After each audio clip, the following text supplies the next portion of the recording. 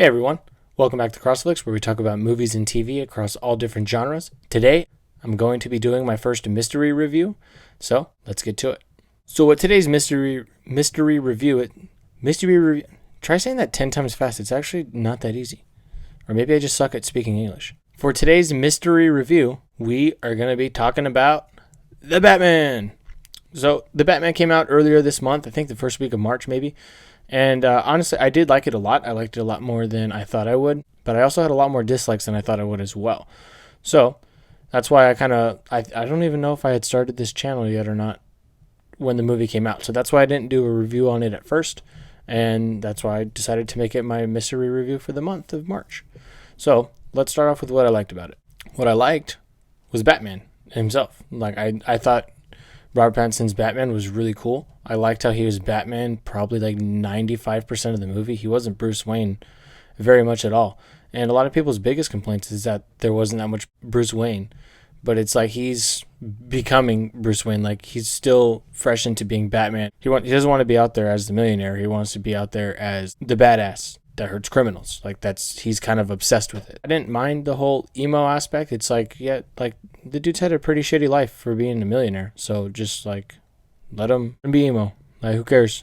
Honestly, it's a haircut, and everybody knows Batman wears the black eyeshadow anyway. So it's like this is just the first time they actually acknowledged it. So I didn't care about that. Oh, that was definitely one thing I liked the most, because I feel like a lot of the Batman movies, it's a lot of Bruce Wayne, and he's really only Batman when he has to go fight crime.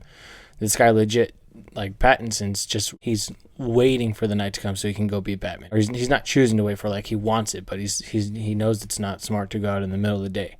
But by the end of the movie, he does, because he's helping out, and he realizes that he wants to be a beacon of hope. He doesn't want to be something that's feared by everybody.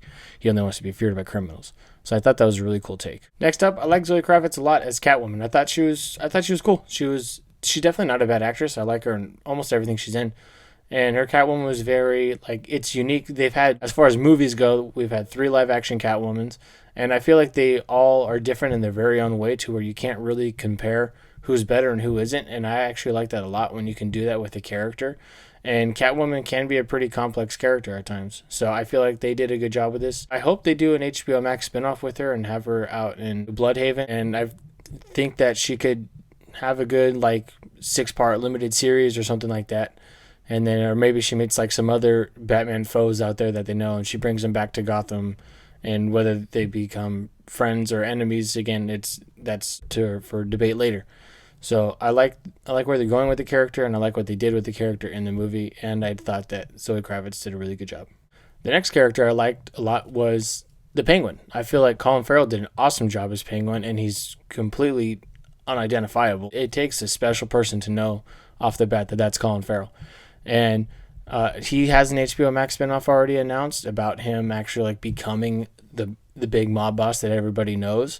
And so I liked how they're making his character have an arc, instead of just throwing him in there and being like, hey, this is who he is, this is who he's been, and that's how he's going to be. Like they're showing him that like he was kind of like the runt of the mob bosses. They kind of treated him unfairly, treated him like shit. And he's realized that at the end of the movie, and he's like, okay, I need to start taking things into my own hands now. So he's like, time to get down to business. So I'm really excited to see what they do with his character in the spinoff. I do hope all these spinoff shows from the Batman franchise on HBO Max are only like 6-part limited series and don't have more than 1 or 2 seasons maybe. So I mean, of course, only time will tell. We'll see what happens. But as of right now, I'm looking forward to that and where his character goes from here. And the last character I enjoyed was the Riddler. I feel like Paul Dano did an excellent job, and this is a very different Riddler than the only other Riddler that we've had in a live-action movie with Jim Carrey. This Riddler is very against the world and mainly against people, but also the world at the same time, I guess you could say, based off what he does to Gotham. But he also just like, he's brutal, he's a savage, he doesn't care. And I like that a lot. It's kind of how the Riddler is in the darker cartoons. I think it's really cool and really interesting to get into that kind of the psyche of the character. It was kind of weird that he was like a Twitch streamer or whatever, but I mean, it's a modern grounded Batman movie, so it's just like that, it makes sense. But the guy is in the movie is crazy, and Paul Dano does an awesome job acting like a crazy dude. Like that fool, you think he's on another level. For Paul Dano to be in a like a little nerdy and She's Out of My League or whatever movie he was in that was like that, like the comedy movie, to like the serious acting in Prisoners where he plays a really good creeper guy, and then to the Riddler where he's like he is a creepy guy, yeah, but he's also really smart but also insane. He's a bunch of different things at once. And he is kind of funny. Like his riddles have some humor to him, and so it's a twisted funny, but it's still funny. So I like that a lot. I hope that he comes back. And there's a whole thing that I have in my mind that I want them to do with this Batman franchise before it ends. So hopefully the Riddler will play a big part in it, because I did like seeing him in this movie, and he's probably one of my top favorite Batman villains that's been on screen to date. I do have a mixed aspect of this movie. It's only one thing, and it's the time frame of the movie. I typically don't have a rough time watching 3-hour movies. I can watch them no problem, especially if it's Batman or any superhero movie. And not only that, it's a good movie too. It is a really good movie, but it's like the first 2 hours feel like 1 hour, and the last hour feels like 2 hours. So it's just like the last hour, it drags on, and there were so many times where you feel like the movie was going to end. And it probably should have. Like I think they could have easily cut down or out 40 minutes of the last hour of the movie. It didn't need to be 3 hours long. It wasn't bad. There's a transition point going into the third hour, and that's when everything really slows down. And it just like, man, I personally would have rather had a slower beginning and a faster middle and end than a fast beginning, middle, and slow end, because then it's just like, all right, I'm getting antsy. I'm ready to get out of here. That was my only mixed aspect of it, because I do like 3-hour movies. I don't mind them, but just in the instance that I saw it twice, and it just both times I thought maybe the second time it'd go by faster because I knew what to expect, and it did not. It was just as slow. So it's just like, okay, like let's get to it. That's just me, and that is my only mixed aspect of the movie. Maybe one day that'll change. Maybe I'll see it a third time and it'll fly by, or maybe I'll wait a couple years and watch it again. It's not going to be a couple years, and then it'll fly by then. So who knows?